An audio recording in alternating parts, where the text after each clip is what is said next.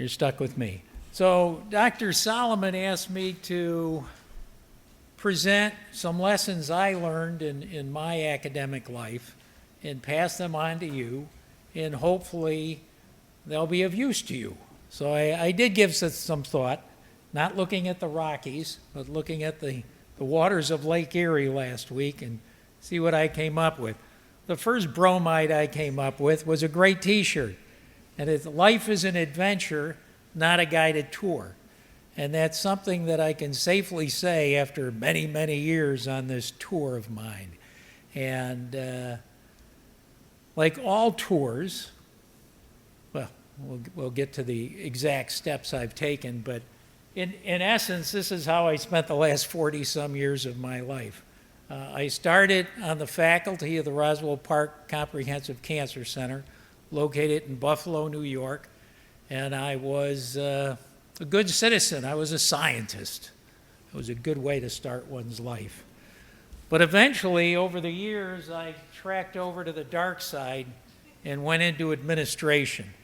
And I know, but it paid the bills, and I always maintained my involvement in research because I learned at an early age from another administrator, don't become totally administration because you become brain dead within a few years. So maintain some interest in research.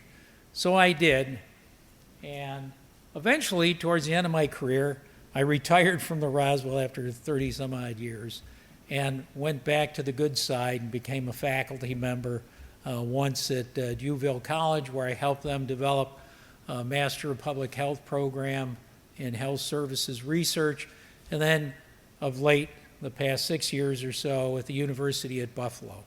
So I went back over to the good side. Things that I have learned. Planning is important. We heard that. The individual development plan, the IDP, it's not just important for you as students.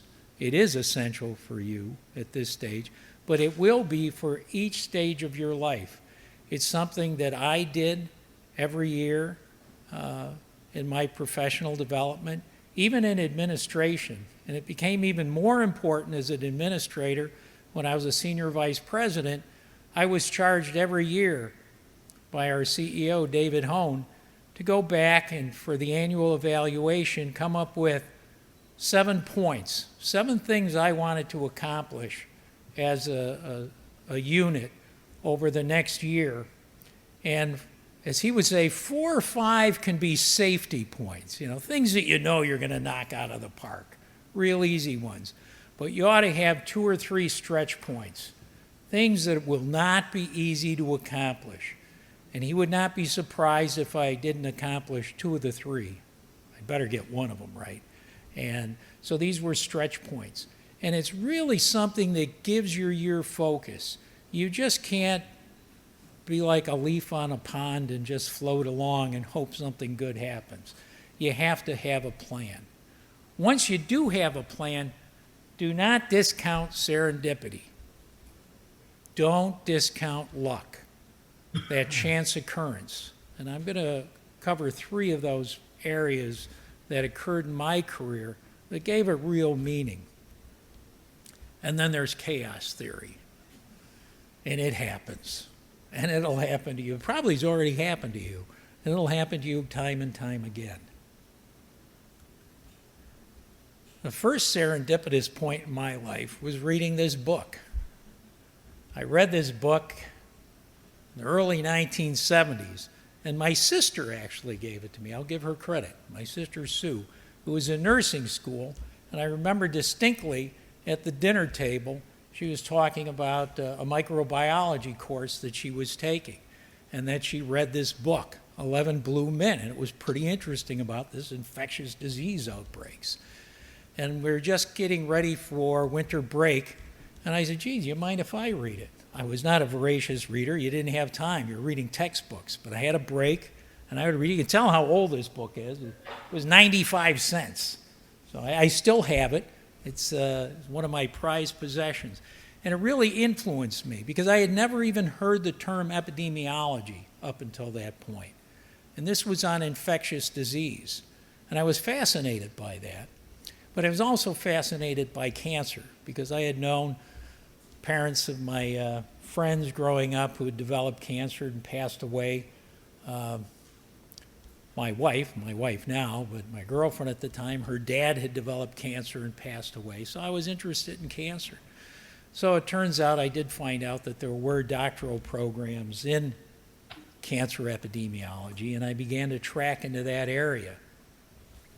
I eventually got my PhD, and it's actually in experimental pathology with a concentration in cancer epidemiology.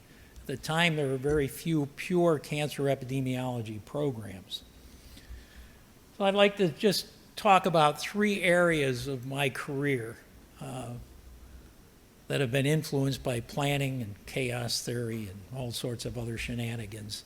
The American Association for Cancer Education, American Indian Studies, and cancer epidemiology in general. I'll leave administration for a rainy day. So the American Associations, you've heard this term bandied about several times today. It's an awesome organization. It's an organization that will give you an opportunity to grow professionally and to grow individually. I started attending the meeting in the early 1980s. The very first meeting I attended was in San Francisco, and it turns out, and Bob can attest to this, may have been the last meeting of the association. They almost went bankrupt. It was such an elaborate meeting. I mean, I went there, and I'm used to scientific meetings where you pay for everything you eat. Well, I went to this meeting, everything was there. You'd have dinner meetings. You'd have cocktails free. You had hors d'oeuvres. First time I ever had oysters Rockefeller. Seafood. It was wonderful. I said, my God, these people know how to live. I'm coming back. Well, I was assigned to go to that meeting because I was starting to drift into the dark side, and I was asked to come up with some program evaluation plans to institute at the Cancer Center. So I went there to learn. And I came back again and again, year after year. I started presenting some of my research, first as posters and then as podiums. I became involved in specialty groups of the association. And over the many years, I actually became president of the association. And I got to meet a great many people that are in this room and some that are looking at the Rockies.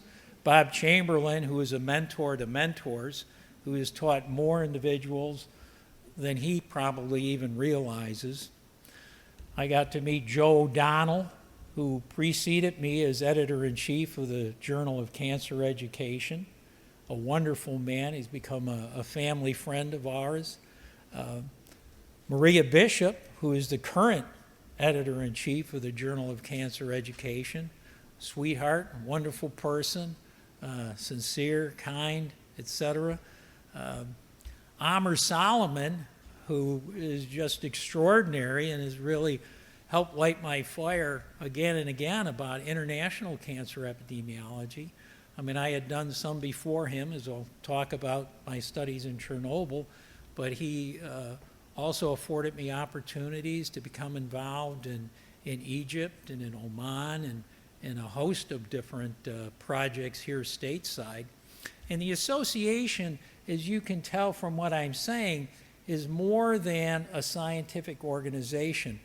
These colleagues that you meet then are like family members.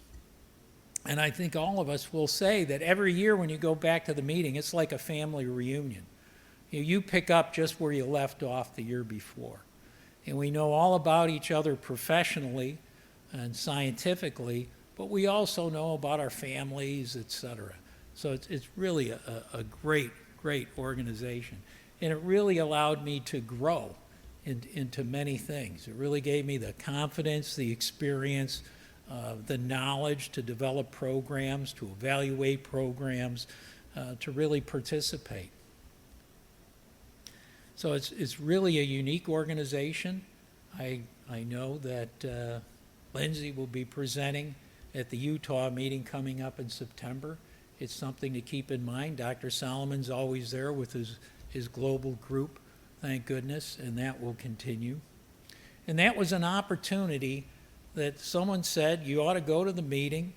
We need you to develop program planning and evaluation here, and this is a good place to go. And I've been going back ever since. So program planning is very important. You need to plan your career every year. But when there's a knock at the door and an opportunity arises, evaluate it. Don't say no right away. Don't be an opportunist. Opportunist in the negative sense that you want to promote your career. No. Listen to the knock. Is the opportunity for you to do something good for society that actually plays upon your own skill sets? What do you have? There was literally a knock at my door. The man, this is Mother Teresa, by the way, not Mother Teresa, but John Hanley, the fellow behind her. And John was working for the U.S. Public Health Service, and he was assigned to the Seneca Nation of Indians. And he came and knocked on my door on a Friday afternoon about 3 o'clock and says, all dressed in a uniform, which was very rare for John. He rarely wore a uniform. And says, look, I've got a problem. I'm working with the Seneca. There's a perceived problem on the reservation of an increasing rate of colorectal cancer over the years. And he says, I've spent the last week going door to door at the university and around the institute looking for someone to help, and everybody tells me no, go away. So I said, well, come on and sit down. And we just hit it off. Next thing you know, I've been working with the Seneca and various American Indian groups for the past 30 years. So I worked with John. We did a 20-year cancer incidence and cause-specific mortality study of the Seneca. It was probably the first study of its kind ever done with an American Indian group. I then went on and probably have 12.5 publications with the Seneca and other colleagues. Did some work up in Maine with the Passamaquoddy, got involved with the NCI Network for Cancer Control Research among American Indians, Alaska Natives, started by Linda Barron-Stippenoff. Linda's a member of the AACE. She later joined, and I still continue our involvement. She's up in the Rockies. Maybe Bob will run into her. Worked with Spirit of Eagles. I worked with a collaborative group with Canada and the U.S. It opened up so many opportunities. That one conversation with John Hanley led to a lot of challenges, a lot of heartburn, but a lot of opportunities, a lot of growth. I've learned a great deal. I've met a lot of great people, hopefully influenced a few people along the way and maybe protected their health. I actually ended up a few years ago being appointed to their commissioners of health, where a group of 7 individuals, we oversaw all the health programming within the territories of the Seneca Nation of Indians. So that was a great opportunity. And that is Mother Teresa. John met her. I can tell you stories about that, but that's better for over a beer. Another knock at my door. It was actually a phone call and a meeting. Again, I'll distinctly remember it was a Monday night at 7 o'clock. Phil McCarthy, who's in charge of our bone marrow treatment program, transplant program, called and said, Art, I'd like to talk to you tonight about an opportunity for a project in the Ukraine. I said, sure, Phil, come on by. So we met. He said they're having some issues. The Office of Naval Research was funding a multinational study looking at the effects of the Chernobyl nuclear power accident. I'm sure you've all read about it in your history books, may have seen it on TV, lately on HBO. Anyhow, a study was being launched. They were having difficulties with the Ukraine, and they were entertaining proposals. So he encouraged me to put something together and submit it. I did. I was selected, and that led to 6 years of my life spending on site at the reactor and heading up the Ukraine, where Scott Davis from the Fred Hutch managed Russia. Another colleague of mine from the Institute, we brought him in Martin Mahoney, headed up Belarus, and it was a multinational study. We had the same study protocol in the 3 different republics and accumulated the data for one unified study.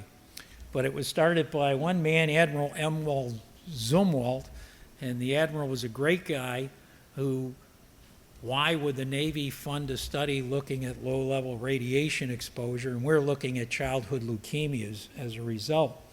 But the admiral was interested in what would happen to the troops if they're exposed to low-level radiation. We have a lot of nuclear-powered vessels in the fleet, and he was concerned what would happen.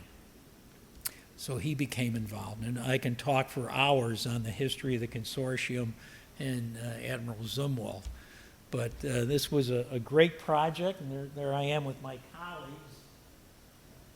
Lindsay will recognize Kirsten Moisick from the Roswell, Alexandra Bondar, who was in the Ukraine. She was our on-site coordinator.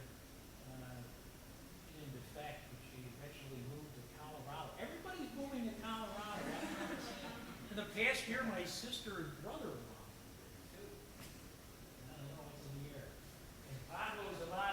Still in Kiev, and I'm still in contact with him. So it was great opportunities, and again, that was an opportunity that really stretched me. I thought that I had some skill set that I could, would benefit the study, but it really pushed me. That study was not easy. I mean, I'm here, they're there. I was over there maybe 3 or 4 times a year for 6 years, but it really pushed me scientifically, administratively, physically. It was not an easy study, but I'm glad I did it. Dr. Solomon asked me to finish the talk talking a little bit about student advisement, how to seek jobs, the need for advanced degrees, written statements, the job interview.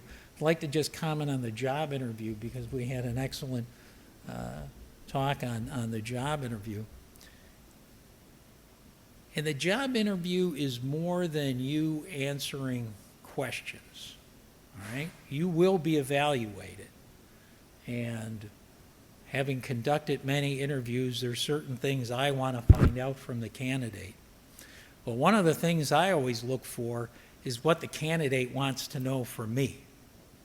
And that's how I evaluate the candidate. I'll give you one extreme example, and I will not name this individual for fear of embarrassing him because he's now an established professional. But he was looking for a mentor, a PhD mentor. And he came into my office, and he sat down, and I says, all right, so how can I help you? And he goes, well, I'm in the process of interviewing a mentor, and I'd want to talk to you. So I said, okay, fine. So we chatted for a bit, and he goes, well, I have a question for you. And I said, okay, what? Can I see your CV? I said, excuse me?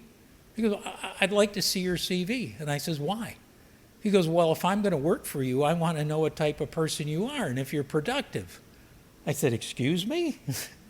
So I said, I have 2 things I can do.